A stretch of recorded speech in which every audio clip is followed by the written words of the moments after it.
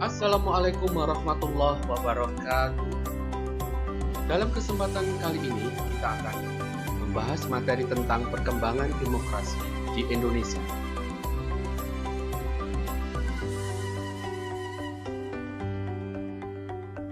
Secara etimologis, kata demokrasi berasal dari bahasa Yunani. Demos berarti rakyat dan kratos berarti kekuasaan atau yang berkuasa. Dengan demikian, demokrasi artinya pemerintahan oleh rakyat, di mana kekuasaan tertinggi berada di tangan rakyat dan dijalankan langsung oleh mereka atau oleh wakil-wakil yang mereka pilih di bawah sistem pemilihan bebas.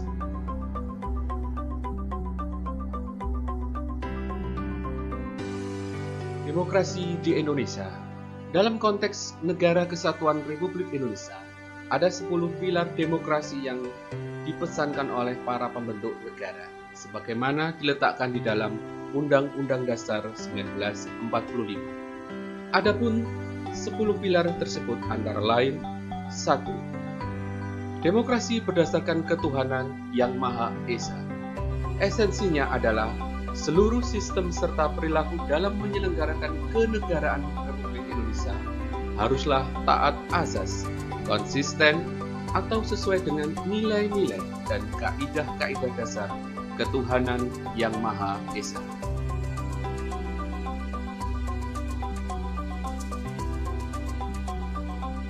Dua, demokrasi harus dirancang dan dilaksanakan oleh segenap rakyat dengan pengertian-pengertian yang jelas, di mana rakyat sendiri turut terlibat langsung merumuskan substansinya, menguji cobakan desainnya, menilai dan menguji keabsahannya.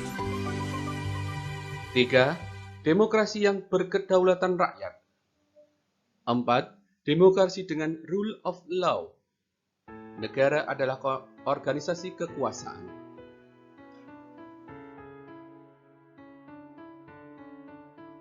5. Demokrasi dengan pembagian kekuasaan negara. 6.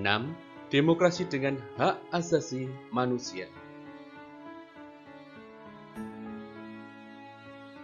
7. Demokrasi dengan peradilan yang merdeka.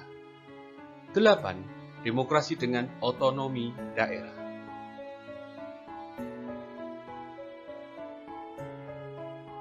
9. Demokrasi menurut Undang-Undang Dasar 1945 ternyata ditujukan untuk membangun negara berkemakmuran atau berkesejahteraan. 10. Demokrasi menurut Undang-Undang Dasar 1945 menggariskan keadilan sosial di antara berbagai kelompok, golongan, dan lapisan masyarakat. Selanjutnya adalah bahasan tentang perkembangan demokrasi di Indonesia. Pada tahun 1945 sampai 1959, demokrasi yang berkembang di Indonesia adalah demokrasi parlementer.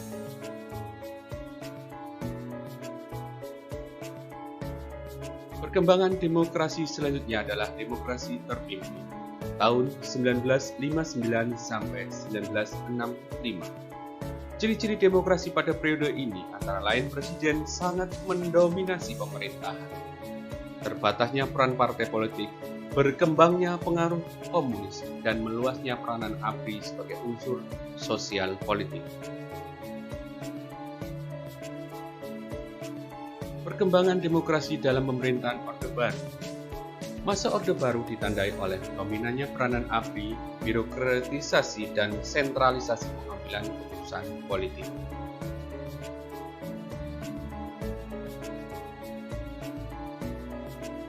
Perkembangan demokrasi selanjutnya adalah pada masa reformasi tahun 1998 sampai dengan sekarang.